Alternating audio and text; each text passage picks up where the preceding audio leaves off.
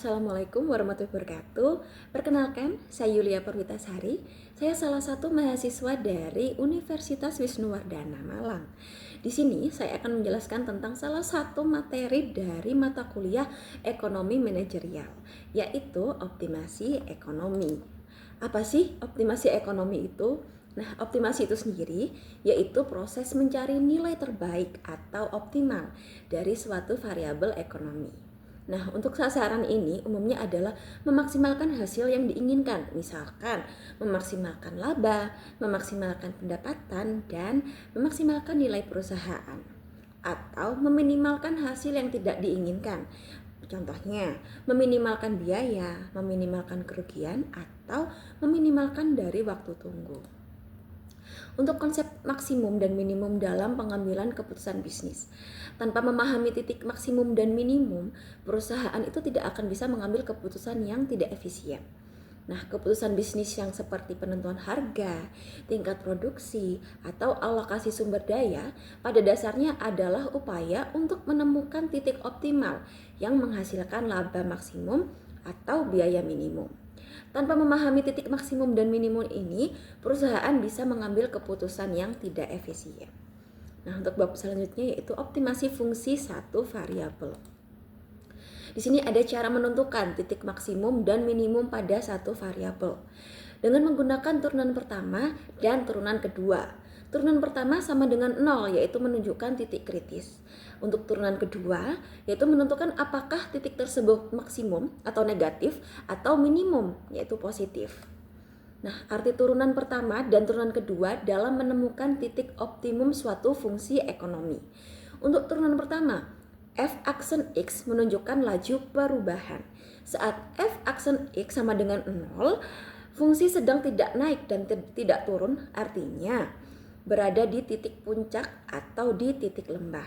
Turunan kedua, F2 aksen X menunjukkan arah kelengkungan grafik. Ketika F2 aksen X kurang dari 0, artinya titik maksimum. Dan F2 aksen X lebih dari 0, artinya titik minimum. Cara mencari titik maksimum atau minimum dari fungsi multivariat, yaitu dengan menghitung turunan parsial terhadap masing-masing variabel, lalu disetarakan dengan 0. Selanjutnya dicek apakah titik tersebut merupakan maksimum atau minimum melalui matriks Hessian atau uji kelengkungan. Untuk selanjutnya yaitu ada optimasi dengan kendala atau Lagrangian. Kendala dalam masalah optimasi yaitu kendala batasan yang harus dipatuhi dalam proses optimasi. Nah, di metode Lagrangian ini dapat membantu menyelesaikan masalah optimasi dengan kendala. Dan metode Lagrangian ini digunakan untuk mencari nilai maksimum atau minimum dengan memperhitungkan kendala.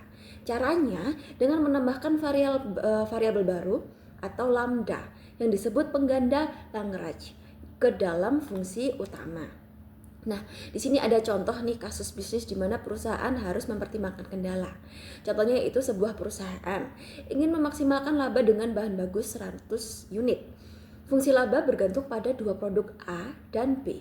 Tetapi total bahan baku yang digunakan tidak boleh melebihi dari 100 unit.